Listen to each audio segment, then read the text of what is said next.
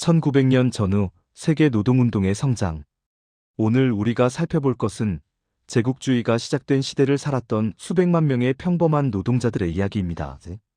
제국주의가 시작된 시기, 그러니까 19세기 말에서 20세기 초 사이에 세계는 두 가지 흐름이 동시에 진행되고 있었습니다. 하나는 열강들이 식민지를 확장하면서 상호 충돌로 치닫는 흐름. 또 하나는 공장과 광산과 항구에서 노동자들이 자신의 권리를 위해 격렬하게 싸우는 흐름이었습니다. 그리고 이 두 흐름은 1914년 여름 하나의 거대한 폭발로 합류하게 됩니다. 오늘 영상에서는 세 가지 이야기를 차례로 살펴보겠습니다. 첫째, 제국주의 시대에도 꺼지지 않았던 노동자 투쟁의 불꽃. 둘째, 새로운 세기와 함께 폭발한 혁명적 노동운동의 물결. 셋째, 그 모든 것을 삼켜버린 전쟁으로 가는 길. 1. 제국주의 시대에도 노동자 투쟁은 멈추지 않았다. 제국주의 시대를 이야기할 때 흔히 제기되는 주장이 하나 있습니다. 제국주의 열강이 식민지를 착취해서 얻은 초과 이윤으로 본국 노동자들을 매수했다는 주장과 그래서 노동자들이 혁명 대신 개량을 선택했다는 주장 말입니다. 이것이 이른바 노동귀족론으로 당시 레닌을 비롯한 여러 사회주의자들이 주장했었죠. 실제로 에두아르트 베른슈타인 같은 독일 사회민주당의 수정주의자들이 이제 자본주의는 위기 없이 발전할 수 있다. 혁명 대신 점진적 개혁으로 사회주의에 도달할 수 있다고 주장하던 시기가 바로 이 시대였습니다. 하지만 현실을 들여다보면 이 주장은 일반화될 수 없는 주장이었습니다. 왜냐하면 제국주의가 절정에 달했던 바로 그 시기에 서유럽과 북미 곳곳에서 격렬한 노동자 투쟁이 끊임없이 벌어지고 있었기 때문입니다. 먼저 미국의 경우를 보겠습니다. 1880년대 미국에서는 8시간 노동제를 요구하는 노동자들의 투쟁이 전국을 들끓게 했습니다. 그리고 그 이후로도 격렬한 투쟁이 이어졌습니다. 1892년 펜실베이니아 홈스테드의 철강 공장에서 노동자들이 공장을 점거했습니다. 앤드루 카네기의 철강 회사가 임금 삭감을 단행하자 노동자들이 공장 전체를 장악한 것입니다. 그러자 회사는 어떻게 했을까요? 사설 탐정 집단인 핑커턴 요원 수백 명을 고용해서 무장시킨 뒤 강을 타고 공장으로 보냈습니다. 노동자들과의 충돌로 양쪽에서 사망자가 나왔고 결국 주지사가 주방위군 8,000명을 투입하면서 노동자들의 파업이 진압됐습니다. 1894년에는 시카고 남부 풀먼에서 철도 노동자들이 대규모 파업에 들어갔습니다. 풀먼 파업은 단순한 임금 분쟁이 아니었습니다. 풀먼이라는 회사 도시에서 노동자들은 회사 소유집에서 살고 회사 소유 상점에서 물건을 사고 회사가 운영하는 교회에 다녔습니다. 임금 삭감을 당해도 집세와 상점 가격은 그대로였습니다. 결국 전국의 철도 노동자들이 연대 파업에 나섰고 연방정부가 직접 군대를 투입해 파업을 진압했습니다. 파업 지도자 유진 뎁스는 감옥에 갔고 그 감옥 안에서 마르크스주의를 공부해 훗날 미국 최대의 사회주의 운동의 지도자가 됩니다. 1902년에는 펜실베이니아 무연탄 광산에서 대규모 파업이 벌어졌습니다. 14만 명의 광부가 5개월 동안 파업을 유지했습니다. 미국만이 아니었습니다. 영국에서는 1880년대 후반 경기가 회복되면서 그동안 조직되지 못했던 비숙련 노동자들이 움직이기 시작했습니다. 그 시작점이 된 것이 바로 성냥팔이 소녀들의 파업이었습니다. 런던 이스트엔드의 성냥 공장 여성 노동자들이 열악한 노동 조건과 저임금에 맞서 파업을 벌였습니다. 백린을 다루는 이 공장의 여성 노동자들은 인턱이라고 불리는 직업병에 시달렸는데 백린 증기가 턱뼈를 썩게 만드는 병이었습니다. 이 파업이 성공을 거두면서 1889년 런던 부두 노동자 파업으로 이어졌고 비숙련 노동자들의 대대적인 노동조합 조직화 운동이 시작됐습니다. 고용주들은 곧 반격에 나섰습니다. 1890년대 초반 경기 침체를 틈타 전문 파업 파괴자들을 동원하고 공장을 폐쇄하고 법적 수단으로 노동조합 기금을 압류했습니다. 테프베일 철도 파업에서는 법원이 노동조합의 손해배상 책임을 물어 노동조합 운동 전체에 큰 타격을 입혔습니다. 프랑스에서도 마찬가지였습니다. 1886년 데카즈빌 광산에서 2,000명의 광부가 6개월간 파업을 벌였고 군대가 투입됐습니다.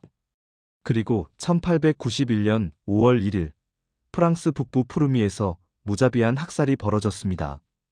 8시간 노동제와 임금 인상을 요구하며 메이데이 시위에 나선 섬유 노동자들을 향해 군대가 총을 발사한 것입니다. 10명이 목숨을 잃었고 아이들을 포함해 30명 이상이 부상당했습니다.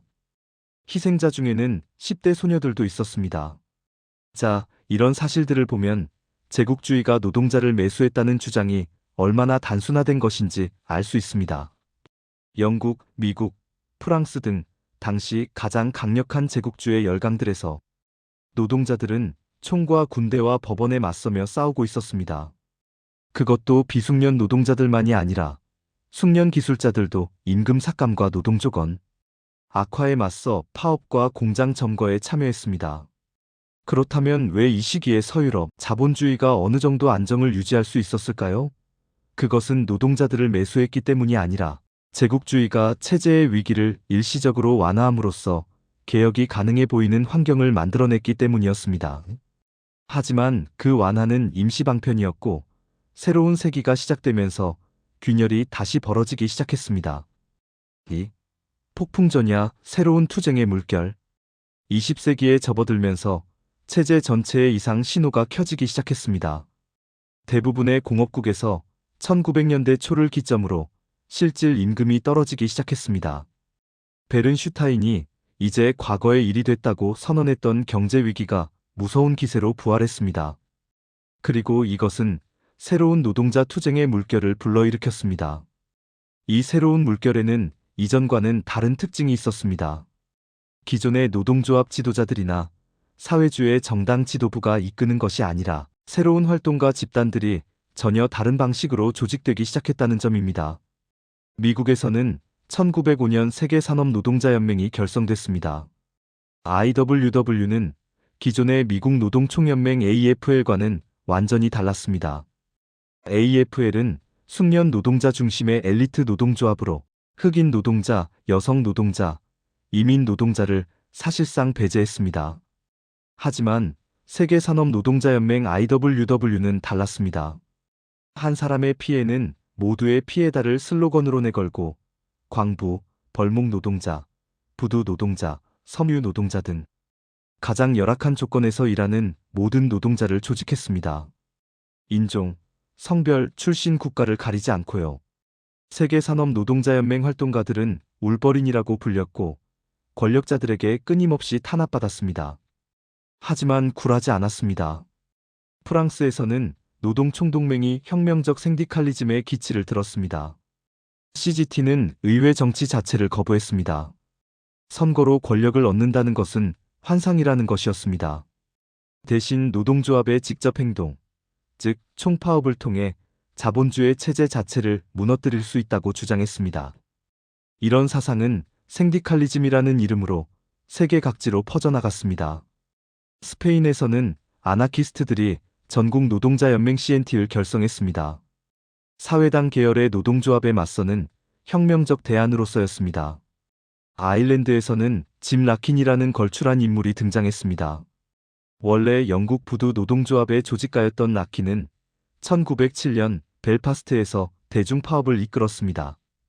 이 파업의 놀라운 점은 역사적으로 극렬하게 대립해온 가톨릭 노동자와 프로테스탄트 노동자를 하나로 단결시켰다는 것입니다. 종교적 분열을 넘어선 계급적 단결이었습니다. 심지어 이 투쟁의 파장은 경찰 내부에서도 불만을 표출하게 만들었습니다. 라킨은 이후 아일랜드 운수일반 노동조합을 결성했고 제임스 코널리와 함께 아일랜드 노동운동의 상징이 됩니다. 그리고 이 모든 것에 불을 지핀 사건이 있었습니다. 바로 1905년 러시아 혁명이었습니다. 3. 1905년 러시아 혁명, 새로운 혁명의 언어. 1905년 1월 페테르부르크의 노동자들이 행진을 시작했습니다. 이 행진을 이끈 것은 가퐁 신부였습니다. 그는 국가가 후원하는 노동조합의 지도자로 심지어 비밀 경찰과 연관된 인물이었습니다. 처음에 노동자들이 원한 것은 혁명이 아니었습니다. 단지 황제에게 직접 탄원하고 싶었을 뿐입니다. 우리의 작은 아버지인 짜르에게 나쁜 신하들 말을 듣지 말고 노동자들의 고충을 들어달라고요. 하지만 짜르의 군대는 청원서를 들고 행진하는 노동자들을 향해 총을 쏘았습니다. 수백 명이 쓰러졌습니다. 이날이 바로 피해 일요일입니다. 그 다음 벌어진 일은 아무도 예상하지 못했습니다. 파업의 물결이 러시아 전역을 휩쓸었습니다. 온건한 청원으로 시작했던 운동이 혁명적 성격으로 변해갔습니다. 사회주의자들은 노골적으로 혁명을 주장하는 신문을 발간했습니다. 흑해 함대에서는 전함 포템킨의 수병들이 장교들에 맞서 반란을 일으켰습니다. 12월에는 모스크바에서 볼셰비키가 무장 봉기를 시도했습니다. 그리고 페테르부르크에서는 역사상 전혀 새로운 종류의 조직이 등장했습니다.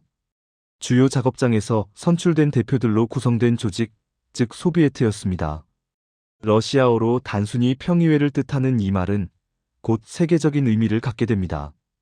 그리고 당시 26세의 레온 트로츠키가 페테르부르크 소비에트의 의장이 됐습니다. 소비에트가 왜 새로운 것이었을까요? 프랑스 혁명 당시의 봉기나 1871년 파리코민도 노동자들의 혁명적 조직이었습니다. 하지만 파리코민은 주거 지역 중심의 조직이었습니다. 당시 파리는 아직 소규모 작업장이 지배적인 도시였으니까요. 반면 소비에트는 공장을 중심으로 구성됐습니다. 당시 세계 최대 제조업 공장이 페테르부르크에 있었습니다. 수만 명의 노동자가 밀집된 대형 공장에서 대표를 선출하고 그 대표들이 모여 권력기관을 구성하는 방식이었습니다. 이것은 산업자본주의가 만들어낸 새로운 형태의 노동자 권력이었습니다. 1905년 혁명은 결국 진압됐습니다.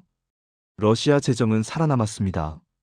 하지만 이 혁명은 이후 역사에 두 가지 중요한 유산을 남겼습니다. 하나는 트로츠키의 연속혁명론이었습니다.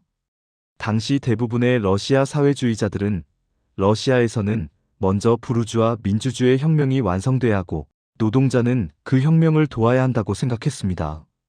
맨세비키가 그랬고 심지어 레닌의 볼셰비키도 부르주아 민주주의 혁명을 이야기했습니다. 하지만 트로츠키는 달랐습니다. 노동자들이 혁명에 참여하는 순간 혁명은 단순한 부르주아 민주주의 혁명에 머물 수 없다고 주장했습니다.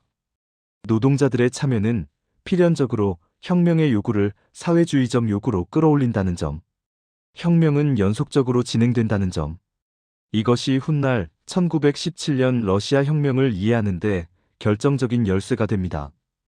또 하나의 유산은 대중파업에 관한 로자 룩셈부르크의 분석이었습니다. 당시 러시아가 점령하고 있던 바르샤바에서 1905년 혁명을 직접 체험한 룩셈부르크는 대중파업이라는 책을 썼습니다. 그는 1905년 혁명이 보여준 것은 파업운동이 어떻게 자생적으로 정치적 문제를 제기하는지를 보여주는 것이라고 주장했습니다. 경제적 파업이 정치적 파업으로 이어지고 다시 경제적 요구로 돌아오면서 나선형으로 상승하는 과정. 이것은 의회를 통하지 않는 변혁의 전략이었습니다. 독일 사회민주당 안에서 룩셈부르크의 주장은 별로 환영받지 못했습니다. 러시아 혁명이 진압되면서 더욱 그랬습니다. 하지만 그로부터 불과 몇 년 후 룩셈부르크의 분석이 얼마나 선구적이었는지를 보여주는 사태가 북미와 서유럽 전역에서 펼쳐집니다. 4. 대동요, 폭발하는 노동자 투쟁. 1910년을 전후해서 전에 없던 규모의 파업 물결이 세계를 뒤덮었습니다. 미국 매사추세츠주 로렌스에서 1912년에 12개 이상의 나라에서 온 이민 여성 노동자 2만 명이 파업에 들어갔습니다.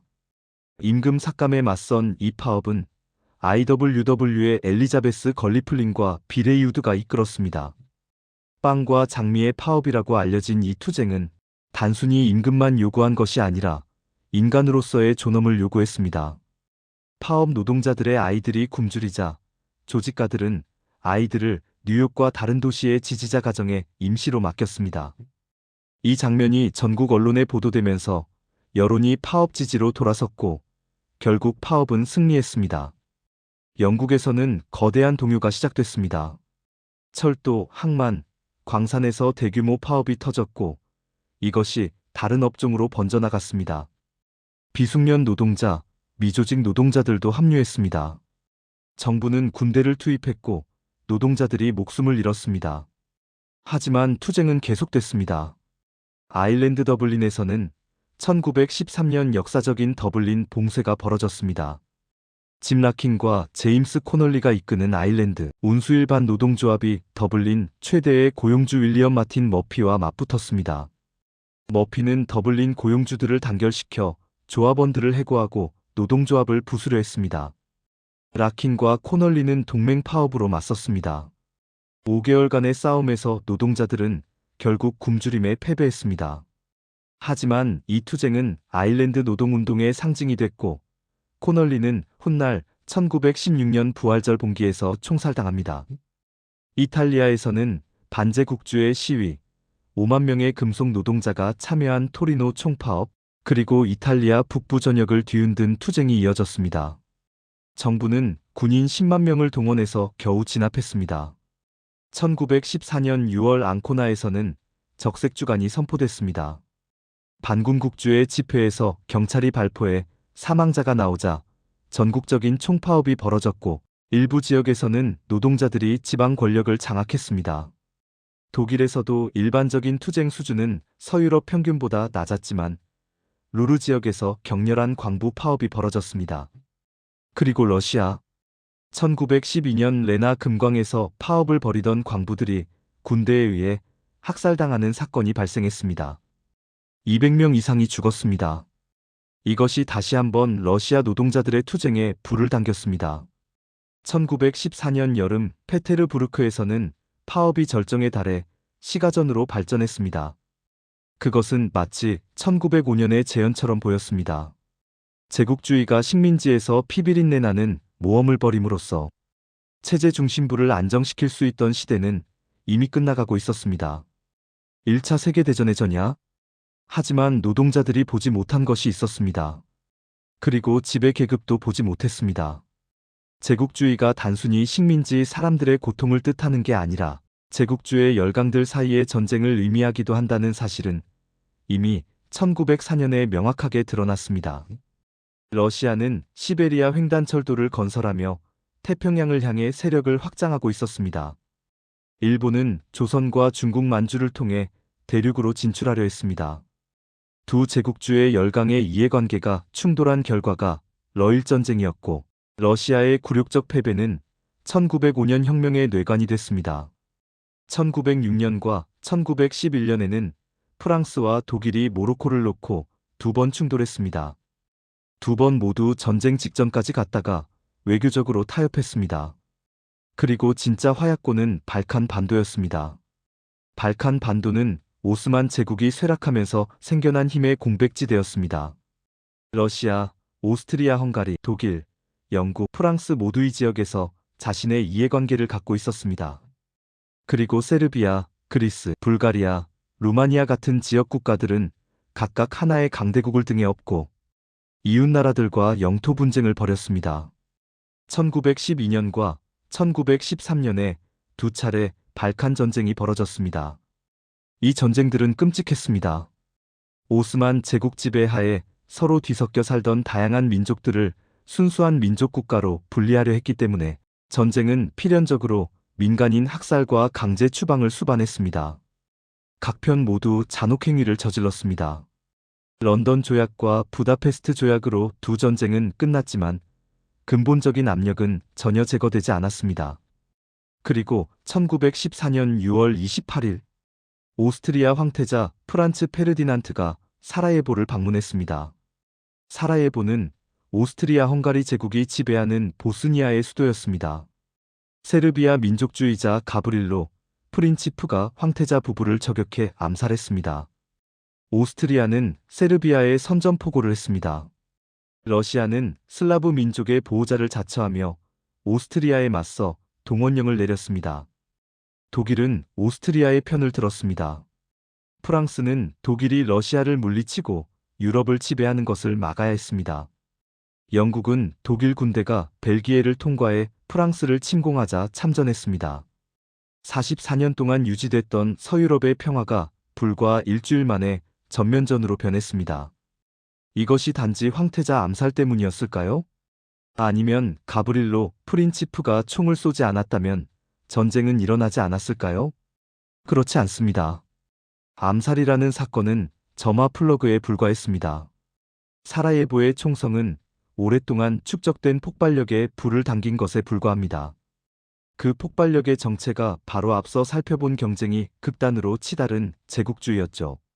자본주의가 전 세계적으로 확장하면서 탄생한 제국주의 열강들은 이제 세계 곳곳에서 서로 충돌하고 있었습니다. 경제적 경쟁이 영토 확장 경쟁으로 변했고, 영토 확장 경쟁의 결말은 군사력이 좌우했습니다. 어떤 열강도 물러설 수 없었습니다. 물러서는 것은 곧 세계적 패권 경쟁에서 탈락하는 것을 의미했으니까요. 그렇게 유럽은 역사상 전대미문이 유혈 사태로 빠져들었습니다. 6. 제2인터내셔널의 배신. 전쟁이 시작됐을 때 한 가지 충격적인 일이 벌어졌습니다. 제2인터내셔널, 즉 유럽 각국의 사회주의 정당들이 모인 국제 조직은 오랫동안 노동자에게 조국은 없다, 우리는 전쟁에 반대한다고 선언해왔습니다. 전쟁이 임박하면 총파업으로 맞서겠다고 약속했습니다. 하지만 1914년 8월 독일 사회민주당 의원들은 의회에서 전쟁 예산안에 찬성표를 던졌습니다. 프랑스 사회당도 전쟁을 지지했습니다. 영국 노동당도 마찬가지였습니다. 가장 강력하고 가장 조직적이었던 유럽의 사회주의 정당들이 일순간에 자국 부르주아지의 전쟁을 지지하는 편으로 돌아선 것입니다. 레닌은 이 소식을 듣고 처음에는 독일 사회민주당의 기관지 포어베르츠에 실린 기사가 위조된 것이라고 생각했습니다. 그토록 충격적인 일이었습니다. 이것은 단순한 배신이 아니었습니다. 수십 년에 걸쳐 의회 선거와 노동조합 협상에 집중하면서 혁명적 관점을 잃어버린 결과였습니다.